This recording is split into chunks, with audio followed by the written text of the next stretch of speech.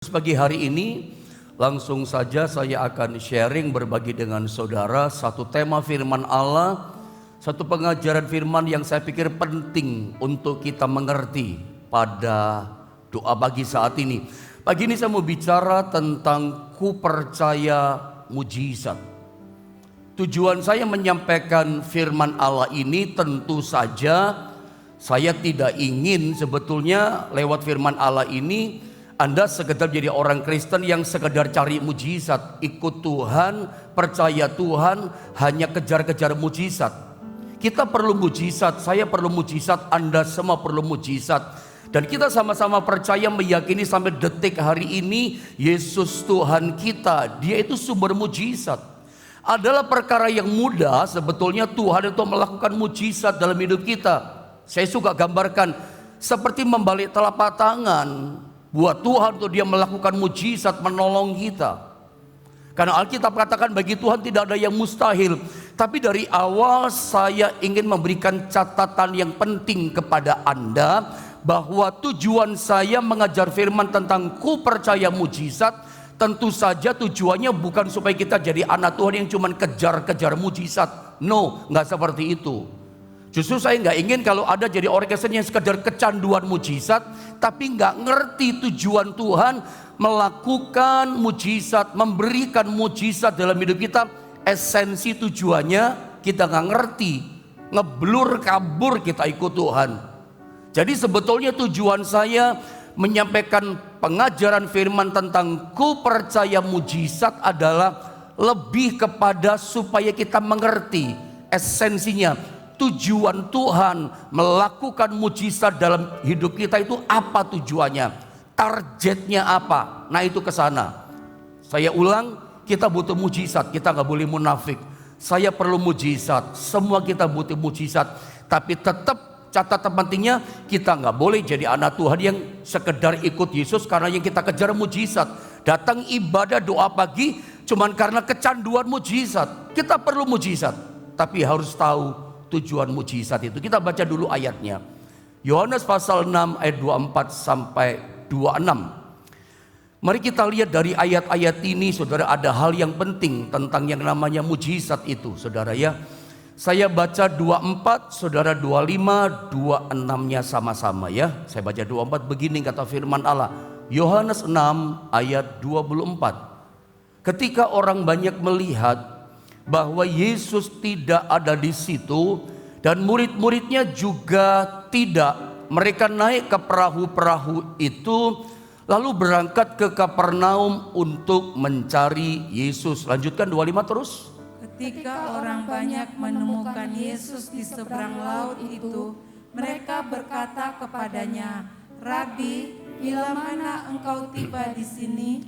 Mari ayat 26 sama-sama kita baca, saudara, 2 dan 3. Yesus menjawab mereka, "Aku berkata kepadamu, sesungguhnya kamu mencari aku bukan karena kamu telah melihat tanda-tanda, melainkan karena kamu telah makan roti itu dan kamu kenyang." Saya langsung saja menukik kepada inti masalah, inti firman yang saya mau sampaikan sama saudara. Bahwa latar belakang dari ayat atau kisah yang barusan kita baca ini adalah, latar belakangnya saudara adalah Yesus memberi makan 5.000 orang laki-laki dengan modal 5 roti dan 2 ekor ikan. Catatan pentingnya dari gambar yang saya beri pada saudara bahwa ketika Yesus memberi makan 5.000 laki-laki ini belum terhitung anak-anak dan wanita. Almarhum Bapak Pendeta Coyonggi atau banyak hamba Tuhan katakan minimal banyaknya orang yang diberi makan sama Yesus itu 15.000 orang. Kalau satu anak, satu wanita. Padahal orang zaman dulu kalau satu keluarga itu bisa punya anak 3, bisa punya anak 4, bisa punya anak 12. Ya. Jadi sebetulnya bisa jadi catatan pentingnya 15.000 orang lebih. Ini minimal, ada benarnya. Walaupun itu tafsiran. Jadi catatan pentingnya banyaknya orang yang dikasih makan sama Yesus itu minimal 15.000 orang. Dan Yesus ketika memberi makan itu, saudara, ketika mereka makan sampai kenyang, ada hal yang penting. Itu ada kelebihannya. Kelebihannya adalah 12 bakul penuh, 12 keranjang penuh, saudara. Nah, singkat kata saya potong ceritanya. Setelah mereka mengalami mujizat yang tadinya lapar kekurangan dikasih makan sampai kenyang. Bahkan mereka melihat ada kelebihannya, surplusnya, 12 keranjang penuh dengan roti dan juga dengan ikan tentunya. Yang menarik dalam cerita ini adalah lalu mereka rupanya tiba-tiba diam-diam Yesus dan para murid-muridnya meninggalkan mereka.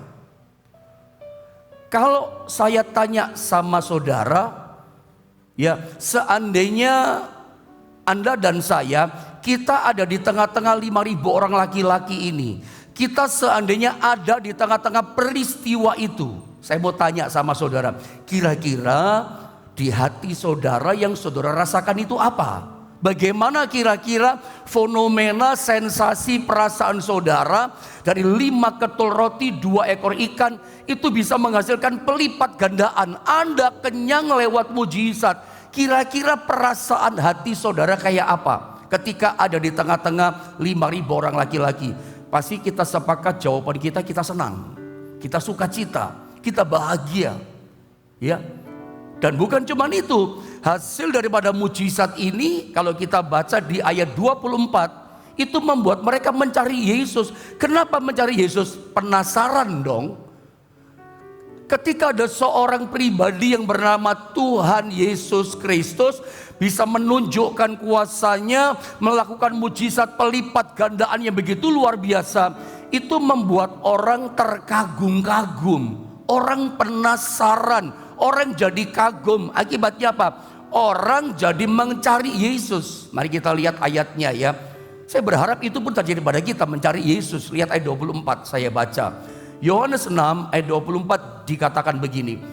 Ketika orang banyak melihat bahwa Yesus tidak ada di situ dan murid-muridnya juga tidak, perhatikan kalimat ini, mereka naik ke perahu-perahu itu lalu berangkat ke Kapernaum. Catatan kalimat penting garis bawahi, untuk mencari Yesus. Ini yang terjadi. Saya percaya kehidupan kita pun kalau ada di tengah-tengah peristiwa itu, kita akan penasaran gitu loh. Kita akan mencari pribadi yang namanya Yesus yang baru melakukan mujizat dalam hidup kita. Penasaran dong kita. Selain kita kagum, kita penasaran. Kita cari Yesus. Kita kejar Yesus.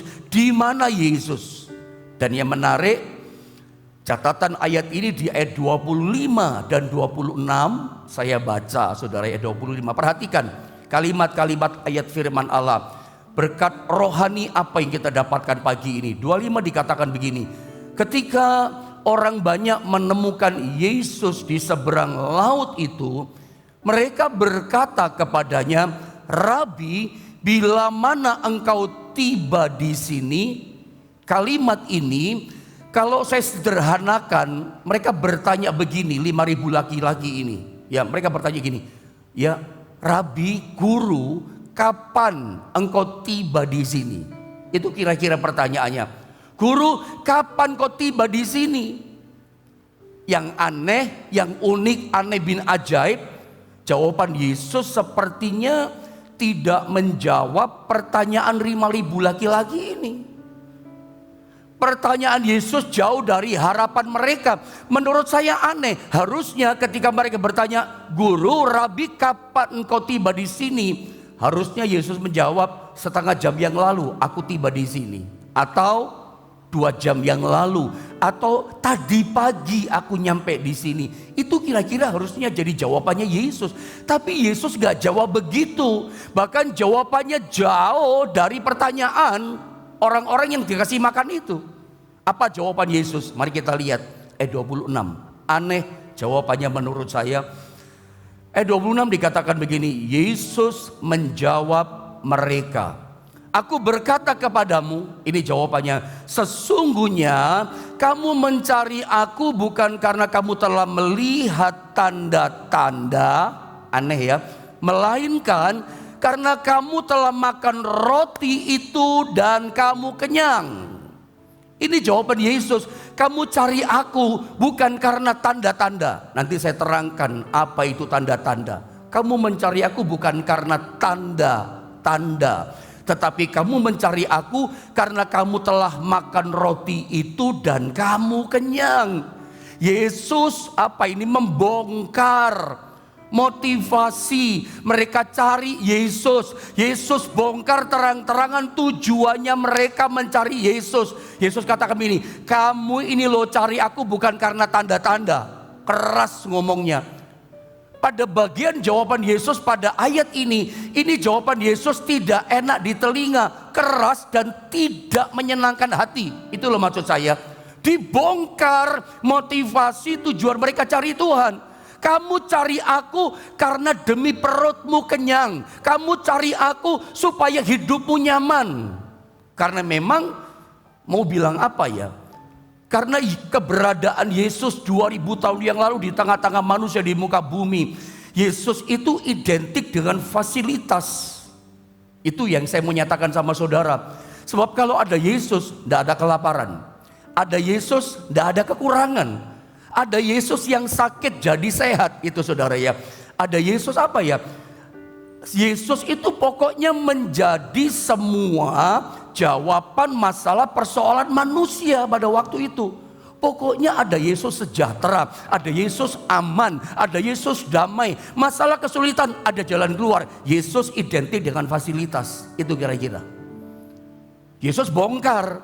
Nah, bisa jadi tanpa sadar, dalam tanda kutip, kita pun gak sadar. Kadang-kala kita cari Tuhan karena fasilitas yang kita perlu. Kadang gak sadar kita cari Tuhan demi apa? Demi kenyangnya perut. Yesus tegur loh mereka. Mari, ada kata tanda-tanda saya mau terangkan di sini. Kamu mencari aku bukan karena tanda-tanda, tapi karena roti. Kamu telah makan roti dan kamu kenyang. Saya mau terangkan ada kata tanda-tanda di ayat 26. Mereka cari bukan karena tanda. Apa sih maksud arti kata tanda-tanda? Harusnya cari tanda-tanda ini, bukan cari demi perut kenyang, fasilitas. Cari tanda. Apa itu tanda? Ternyata kata tanda-tanda, ketika tadi malam saya coba kejar, saya selidiki di Google, di Kamus Besar Bahasa Indonesia. Jadi ternyata Anda nggak perlu lagi beli buku yang besar KBBI itu ya. Cukup saja di Google Anda ketemu itu Kamus Besar Bahasa Indonesia. Ternyata saya temukan dalam KBBI kata tanda-tanda itu artinya adalah petunjuk. Tanda-tanda artinya petunjuk. Jadi kita nangkep di sini. Tujuan Tuhan mengadakan mujizat. Yang barusan kita baca adalah 5 roti 2 ikan atau mujizat apa saja. Tujuan Tuhan kita mesti nangkep mengadakan mujizat. Tujuannya adalah sebagai satu tanda. Untuk tanda atau untuk petunjuk buat kita. Petunjuk tanda apa? Tanda bahwa dia bekerja. Bahwa dia itu ada pribadinya. Saya berharap Anda nangkep ini ya. Saya mau ngomong dari mana mulai ya. Gini saudara ya, saya cerita dulu. Saya gak sempat catat. Tapi supaya selalu nangkep, saya cerita mundur dulu perjanjian lama. Kenapa sih Tuhan bikin mujizat? Apa perlunya bikin mujizat? Untuk menyatakan tanda. Untuk menyatakan petunjuk kepada kita tentang Tuhan. Tanda tentang Tuhan ada. Tanda tentang bahwa dia bekerja dengan kuasanya yang besar. Jadi ketika mujizat terjadi, itu satu tanda petunjuk ada kuasa di balik itu yang besar. Ada Tuhan di situ. Tanda, sign wonder, tanda ajaib. Perjanjian lama, gini ya. Setelah manusia jatuh dalam dosa, saya nggak catat tapi perhatikan. Mungkin penting, bukan mungkin, tapi ini penting bagian titik ini perhatikan. Setelah manusia jatuh dalam dosa, Alkitab katakan manusia kehilangan kemuliaan Allah. Nah setelahnya manusia kehilangan kemuliaan Allah, maka sejak itulah manusia tidak lagi bisa melihat Allah secara fisik. Manusia setelah kehilangan kemuliaan Allah, manusia tidak bisa berkomunikasi lagi dengan Allah secara fisik. Gak bisa lihat secara fisik, gak bisa komunikasi secara fisik. Kenapa? Sudah kehilangan kemuliaan Allah. Tadinya ketika didesain, diciptakan dengan kemuliaan Allah penuh atas manusia Adam dan Hawa, mereka bisa berkomunikasi secara fisik dengan Tuhan. Mereka bisa melihat kehadiran Allah secara fisik. Mereka melihat Tuhan hadir di depan mata mereka. Tetapi setelahnya jatuh dalam dosa, hilang, lenyap kemuliaan. Mereka gak bisa lihat Allah. Hari ini setelah dosa masuk ke dalam dunia, dosa masuk dalam kehidupan kita manusia, seisi dunia, kita juga mewarisi itu. Anda dan saya tidak bisa melihat Allah secara fisik. Sejak itulah Tuhan ingin supaya dia bisa dilihat oleh manusia. Tuhan membuat mujizat. Saya ulang saudara ya, saya ulang. Anda ngerti? Karena jujur saya berkata maafkan, bukan apa-apa. Ada banyak kita orang Kristen puluhan tahun, kita sering dengar kata mujizat. Kita sering ngalami mujizat. Tapi ketika orang tanya mujizat itu apa sih, kita ngah a i o e o nggak ngerti apa itu mujizat. Saya terangkan sederhana dari awal. Saya khotbah mah nggak sulit-sulit setahu saya. Saya khotbah mah saya renungkan. Kalau saya ngerti, saya berharap jemaat juga ngerti gitu. Jadi saya sederhana bahasanya. Saya nggak pernah rumit-rumit khotbah. Perhatikan baik-baik. Jadi sejak peristiwa manusia nggak bisa melihat Allah secara fisik karena hilang kemuliaan Allah, sejak itulah Allah membuat mujizat, melakukan mujizat. Tujuannya apa? Supaya manusia bisa melihat ada Tuhan. Makanya tujuan Tuhan melakukan mujizat itu kasih sign, kasih tanda, kasih petunjuk ada Tuhan di balik mujizat itu. Ada karya pencipta Allah yang besar yang bekerja di belakang atau di dalam mujizat itu. Itu sign, itu tujuan. Dan saya berharap kita ngerti tujuan itu. Nah, ngomong tujuan, ngomong tanda. Ada lihat gambar ini? Ada masih ingat ketika kita masih sekolah di SD, di SMP, di SMA, ada kegiatan yang namanya pramuka. Hari Jumat atau hari Sabtu biasanya ada kegiatan pramuka. Nah, dalam dunia pramuka itu seringkali anggota kelompok pramuka yang paling senang ketika pembina itu mengajak pramuka itu mencari jejak. Biasanya kita anggota pramuka sama pembina kita sama guru kita dibawa di satu titik, satu tempat. Lalu dilepas kita di situ sama guru kita sama pembina kita pramuka itu. Lalu biasanya pembina kita pramuka sudah menyiapkan satu permainan. Ada masih ingat kan kira-kira itu? Pembina kita siapkan permainan, ada tanda-tanda apa ya? Mencari jejak, tanda-tanda pramuka mencari jejak.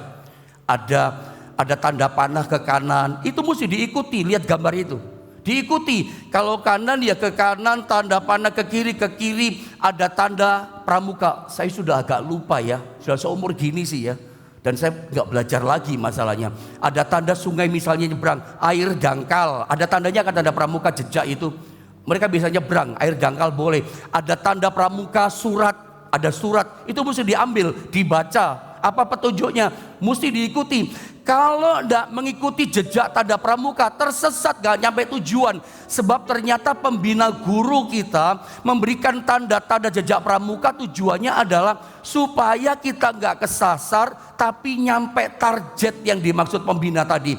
Nyampe tujuan. Percayalah, saya cerita ini kepada saudara bahwa setiap mujizat yang Allah kerjakan kepada kita, itu tanda-tanda yang diberikan kepada kita. Tujuannya apa? Supaya kita nyampe pada tujuan. Tujuannya ada. Nanti saya terangkan pada bagian belakang. Salah satunya adalah supaya kita mengenal pribadinya. Ada harus nyampe pada tujuan. Saya mau terangkan dulu dengan gambar ini dulu sebelum saya menerangkan tentang target tujuan daripada Tuhan kasih tanda-tanda mujizat, sign wonder kepada kita. Saudara pernah nggak mengalami, Anda lihat gambar itu ya, ngalami namanya krisis keuangan, bokek, nggak punya duit, di dompet kosong, mau beli makan saja nggak bisa, beli nasi pecel nggak bisa, nasi rawon nggak bisa, nggak ada duit. Kalau saudara sedang kelimpahan uang sekarang, ya mungkin saudara nggak pernah ngalami seperti ini. Tapi bagi orang yang pernah mengalami krisis uang, mau beli sesuatu barang benda nggak bisa beli, memang nggak punya duit. Dan biasanya kita kalau nggak punya uang dan kita punya rekening di bank, kita coba cek di rekening bank kita. Makanya saya kasih gambar cek rekening bank. Cara orang dulu adalah datang ke ATM, sekarang ada mobile banking. Tapi saya kasih gambar ATM, kita cek info saldo, kita pencet. Tiba-tiba kita terkejut. Ini cuma cerita untuk menggambarkan sama saudara. Kita lagi bokeh nggak punya duit, mau beli makan saja kagak bisa gitu loh. Waktu kita cek rekening saldo di bank yang kita nabung di situ, cek saldo, kita kaget. Ternyata per tanggal 1 misalnya Oktober ada transfer masuk senilai 20 juta rupiah. Terkejut saudara. Saya mau tanya sama saudara, kalau Anda lagi bokeh, kalau ada kelimpahan uang, Anda kurang merasakan ini. Tapi bagi orang yang krisis uang mau beli makan gak bisa, sangat terasa. Dia berkata, wah ini berkat Tuhan luar biasa. Bagaimana sih perasaan saudara? Lagi gak punya duit, cek rekening saldo, ada yang kirim uang transfer 20 juta rupiah. Saya mau tanya sama saudara, seandainya gambaran ini terjadi sama saudara, apa yang Anda lakukan? Bagaimana perasaan saudara? Saya bantu. Mungkin Anda berkata, senang Pak Pendeta. Apakah cukup hanya senang? Sukacita Pak Pendeta. Apakah hanya berhenti sukacita? Oh bahagia. Tapi aneh Pak Pendeta. Atau penasaran? Ya tentu harus penasaran dong. Masa ngalami mujizat Anda gak merasa aneh? Masa Anda ngalami mujizat berkat 20 juta Anda gak penasaran? Penasaran gini, siapa ya orang baik ini? Kok tiap bulan? Kalau ngirimnya cuma 1 bulan Anda berkata berkat Tuhan, puji Tuhan. Tapi kalau seandainya ini terjadi berbulan-bulan, ini terus terjadi panjang bertahun-tahun. Setiap tanggal 1 misalnya bulan ada 20 juta itu masuk, 20 juta itu terkirim di rekening saudara. Saudara pasti penasaran, siapa orang baik ini yang tiap bulan transfer. Dan Anda cari tahu, ternyata no name, tidak ada namanya, tidak ada nama pengirim. Anda makin penasaran kan? Saya cuma mau kasih gambaran sama saudara tentang tujuan mujizat. Coba Anda lihat gambar ini. Tujuan Tuhan melakukan mujizat dalam hidup kita itu adalah sebagai satu tanda, sebagai satu petunjuk yang mengarahkan kita kepada sesuatu. Sesuatu apa? Pribadinya yang berkuasa. Sesuatu pribadinya. Makanya Yesus tegur tadi, kamu itu mencari aku bukan karena mencari tanda. Kamu mencari aku karena kamu telah makan roti dan kamu kenyang. Kamu cari aku hanya demi perutmu kenyang. Kamu cari aku hanya karena fasilitas. Tuhan tegur, Tuhan koreksi keras. Jadi sebetulnya setiap mujizat, setiap berkat yang Tuhan kasih sama kita, itu sebetulnya sign dari Tuhan, sign wonder. Ada tanda, itu petunjuk dari Tuhan yang mengarahkan kita seperti anak pramuka tadi kepada satu titik, kepada sesuatu. Kepada siapa? Kepada pribadinya Tuhan. Yang kita cari pribadinya, Yesusnya. Saudara, Tuhan itu bukan pribadi yang suka pamer mujizat atau pamer kuasa atau pamer kekuatan. Saya coba ingin saudara menangkap pada bagian ini. Kita itu seringkali jadi anak Tuhan, kita itu seringkali jadi orang Kristen yang suka apa saudara ya, kayak memprovokasi Tuhan. Apa ya bahasanya ya, kita doa gitu ya, suka bikin panas-panas Tuhan, manasi Tuhan gitu. Tuhan tunjukkan kuasamu. Ya boleh-boleh saja sih, tapi menurut saya pribadi kayaknya gak pas ya. Kadang-kadang kita itu bikin manas-manasi Tuhan, memprovokasi Tuhan. Tunjukkan kuasamu Tuhan, nyatakan kuasamu Tuhan. Saya mau kasih tahu ya, Tuhan itu bukan satu pribadi yang mudah dipanas-panasin. Karena ada panasi, nyatakan kuasamu loh, dia pamer. Dia bukan pribadi yang pamer-pamer kuasa. Dia bukan pribadi yang suka pamer unjuk kekuatan, unjuk kuasa, enggak. Saya tunjukkan. Kita nggak bisa panasi kuasa Tuhan, siapapun termasuk kita, termasuk hamba Tuhan. Karena kita tahu mujizat itu diberikan yang pertama karena belas kasihan. Ya, kita pernah belajar itu kan, Anda masih ingat kan? Bukan karena kita ini kita itu, juga memang karena hasil kesetiaan ketaatan kita. Kita nggak bicara itu. Tapi ingat pada poin ini, saya tambah sama saudara, dia bukan pribadi yang gampang terprovokasi, dipanasi sama kita. Saya tunjukkan ayatnya, ini penting. Matius 16 ayat 1 sampai 4 saya baca ya. Kemudian datanglah orang-orang Farisi dan Saduki hendak mencobai Yesus. Mereka meminta supaya ia memperlihatkan suatu tanda dari sorga kepada mereka. Minta tanda dari sorga. Minta apa sih orang Farisi sama Saduki? Minta mujizat. Sesuatu yang datang dari sorga itu mujizat. Itu keajaiban yang manusia gak bisa buat. Minta tanda orang Farisi sama orang Saduki. Manas-manasi Yesus, ya, memprovokasi Yesus, kasih tanda. Apalagi, tetapi jawab Yesus, ya, karena mereka minta memperlihatkan tanda. Jawab Yesus, pada petang hari karena langit merah kamu berkata hari akan cerah. Ayat yang ketiga, dan pada pagi hari karena langit merah dan redup kamu berkata hari buruk. Rupa langit kamu tahu membedakannya, tapi tanda-tanda zaman tidak. Lihat ayat 4, angkatan yang jahat dan tidak setia ini menuntut meminta suatu tanda. Dipanas-panasin Yesus, tetapi kepada mereka tidak akan diberikan tanda selain tanda Nabi Yunus. Ini tanda kematian Tuhan sebetulnya dan kebangkitannya. Lalu Yesus meninggalkan mereka dan pergi, tidak dikasih tanda. Padahal mereka itu ini, ayo perlihatkan tanda mujizat dari sorga. Katanya kamu anak Allah, katanya kamu punya kuasa, tunjukkan kami. Ayo perlihatkan pada kuasamu kepada kami. Yesus gak perlihatkan.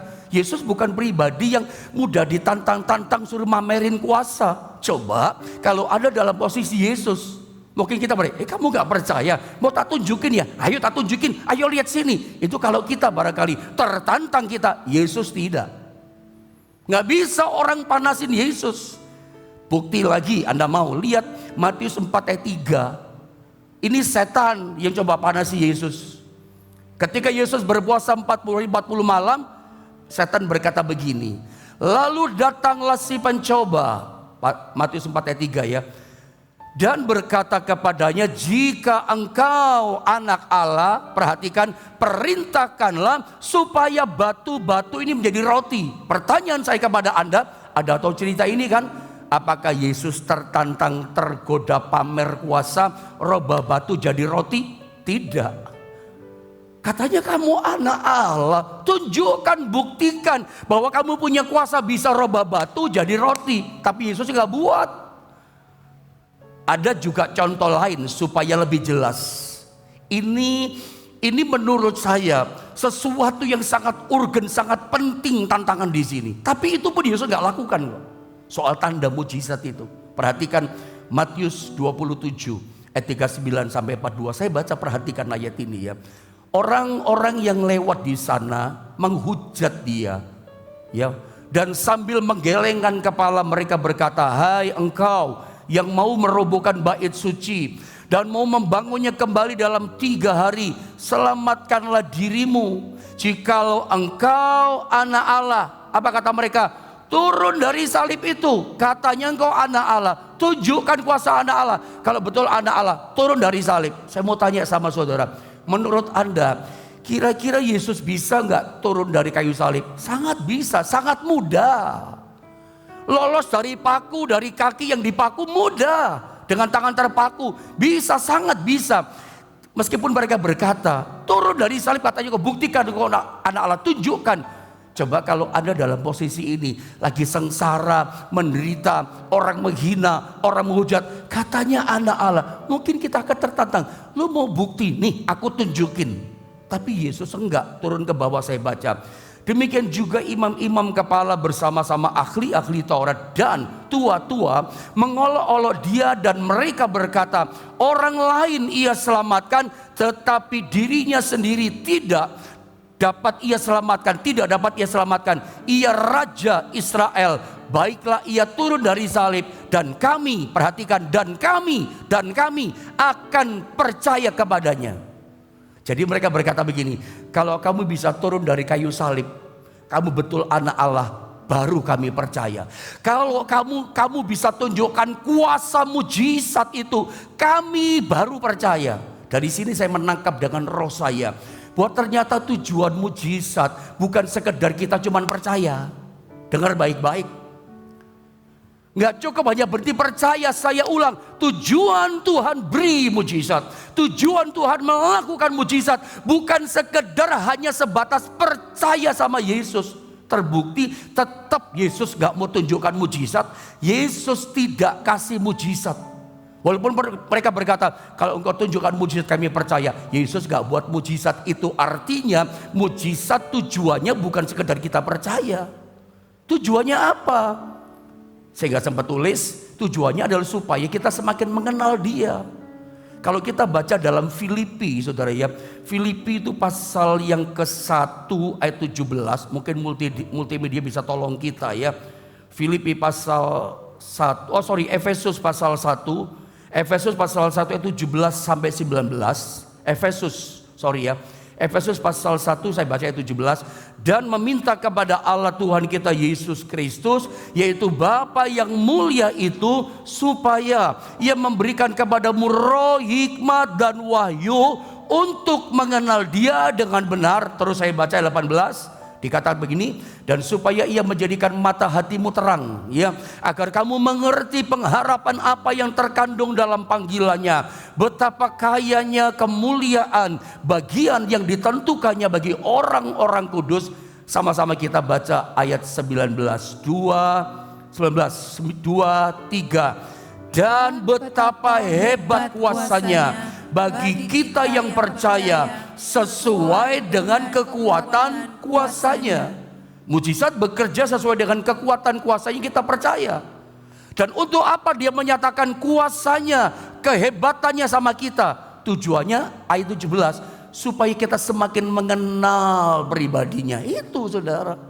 Bukan sekedar percaya cukup. Bukan sekedar yang penting ke gereja, jalani aja. Enggak seperti itu. Jangan perkara rohani dikira-kira. Enggak cukup percaya. Makin dekat pribadi Tuhan, makin kenal pribadinya. Karena ternyata mujizat itu sign dari Tuhan, tanda petunjuk kepada satu tujuan. Tujuannya apa? Bukan sekedar percaya. Kalau bilang percaya, banyak orang percaya sama Yesus, tapi sampai mengenal pribadinya. Ini penolongku yang luar biasa, Dia yang menyelamatkan aku, dan seterusnya. Yang kedua, tujuannya adalah mujizat diberikan sama kita. Yang pertama supaya kita mengenal pribadinya. Yang kedua supaya gini, supaya kita tahu bahwa kita terbatas. Mujizat itu diberikan saat kita tidak mampu. Anda mesti paham ya. Saat kita nggak bisa lagi mengatasi masalah kita, saat kita terpojok seperti laut terberau, laut terbelah. Mujizat diberikan saat kita nggak mampu, nggak berdaya, sudah nggak bisa bikin apa-apa. Itu mujizat diberi. Saya pernah cerita kalau nggak salah ya sama jemaat di Jombang, entah kapan saya lupa, dalam khotbah mungkin sudah tahun-tahunan yang lalu. Misalnya orang investasi, bukan investasi ya, orang buka usaha gitu ya, investasi itu ya, buka rumah makan misalnya, atau buka toko, ternyata salah tempat. Tempat itu tempat yang gak cocok, tempat itu tempat yang terlalu sepi, gak cocok untuk rumah makan. Di tempat sepi kalau rumah makan, daerah sepi, daerah yang gak cocok, sehingga 1 minggu buka, 1 bulan buka, gak ada orang mampir makan. Ini cuma contoh ya. Lalu Anda mulai berdoa, percaya pada Tuhan, karena Anda tahu Dia sumber mujizat. Dia kasih mujizat seperti membalik telapak tangan. Lagi sepi, lokasi salah investasinya. Lalu tiba-tiba karena doa saudara dijawab sama Tuhan, karena cintamu kepada Tuhan. Tuhan kirim seseorang yang seharusnya memang orang itu gak masuk, orang itu kesasar. Tapi yang nyasarin Tuhan, bisa saja begitu, dibikin kesasar. Harusnya gak kesasar, harusnya gak masuk, datang di rumah makan saudara. Tuhan yang nyasarin, gak masuk jadi masuk. Lalu dia lihat tempatnya sepi gitu ya. Tapi ketika dia makan masakan saudara, enak masakannya. Lihat suasana rumah makan, gedungnya, tempat saudara punya nyaman. Harganya pun pas dengan makanannya, senang. Ada doa lagi, hari itu datang orang kedua. 1 hari cuma 2, besok lagi dikirim orang ketiga, sampai orang kelima. Dari 5 orang inilah, dari tidak laku 1 bulan 2 bulan itu tidak laku. Lama-lama dari 5 orang ini kasih tahu kepada yang lain. beritahu. Enak rumah makan, memang tempatnya daerah sepi, tapi suasananya nyaman. Rumah makan tempatnya itu loh, nyaman, dingin segala macam. Harganya pas, masakannya enak. Dari 5 orang ini, akhirnya dari penjuru kota, dari banyak tempat datang di rumah makan saudara. Jadi rame usaha saudara. Saya mau tanya, ketika rumah makan saudara udah dikenal, namanya terkenal sama penduduk di penjuru kota, saya mau tanya, Anda masih perlu mujizat? Anda masih perlu mujizat? Saya tanya. Nggak perlu. Karena hari itu ketika Tuhan sudah kasih itu sama saudara, ada gak doa pun rame, dikenal loh masakannya. Kecuali Anda bikin kesalahan. Ya. Tetapi Anda mesti ingat, Anda kan bisa berkata, oh ini semua karena aku. Ada ingat cerita awalnya. Ketika rumah makan 1 bulan, 2 bulan, 3 bulan sepi, gak ada orang beli. Tuhan kirim 1 orang kesasar, kirim 5 orang kesasar. Itu kalau gak dikirim 1-5 orang, sampai saudara hari tua, gak ada rumah makan itu tutup. Ingat mujizatnya, pembuka pintu mujizat Tuhan. Nanti kalau udah besar, udah sukses, memang ada kerja ini, berasal dari kerja ini. Tapi memang setiap hari sejujurnya kita selalu ada mujizat. Kadang-kadang ada kesukaran kan. Orang udah berkelimpahan. Saya ulang, mujizat itu kapan sih diberikan? Saat kita gak mampu. Ini udah mampu, udah sukses, masih perlu mujizat. Ya sebetulnya enggak kalau kita ngomong. Karena mujizat diberi itu saat mentok, saat kita udah gak berdaya. Nah orang sukses, orang berhasil usaha, kadang mentok juga, jobnya gak ada. Jobnya sepi itu ada, tiba-tiba ada job. Tiba-tiba Tuhan kirim berkat, itu mujizat. Karena saat itu Anda udah gak bisa cari job, udah sukses loh. Memang masih perlu mujizat dalam hal yang lain. Jadi Anda jangan salah gitu ya, mengerti apa yang saya sampaikan ini. Memang setiap hari kita butuh mujizat. Orang berkelimpahan pun tetap butuh mujizat. Dan saya percaya, seperti judul firman Allah ini, aku percaya mujizat. Mujizat itu masih ada sampai hari ini. Kapan pendeta diberikan? Saat kita nggak berdaya. Jadi tujuan mujizat itu supaya kita ngerti, aku terbatas, aku perlu Tuhan. Saat kita mentok gak bisa bikin apa-apa, Tuhan tolong aku. Di situ mujizat turun. Tujuannya apa? Supaya kita mengenal pribadi Dia. Bukan hanya berhenti percaya. Mengenal itu bicara gini, tambah hari, tambah cinta Tuhan. Jangan sampai mujizat anugerah yang Tuhan beri kepada saudara semuanya jadi sia-sia. Sia-sia maksudnya bagaimana? Anda gak bisa membalas kebaikan Tuhan. Anda gak bisa lebih lagi cinta sama Tuhan. Itu namanya mujizat yang sia-sia. Dikasih yang terbaik, tapi Anda gak bisa membalas terbaik. Saya berdoa tidak ada mujizat anugerah yang diberikan sama saudara menjadi sia-sia. Makin bermalas-malasan dekat sama Tuhan. Harusnya gak boleh sia-sia. Tambah cinta Tuhan, tambah mengenal pribadi Tuhan, tambah kita mengasihi Tuhan.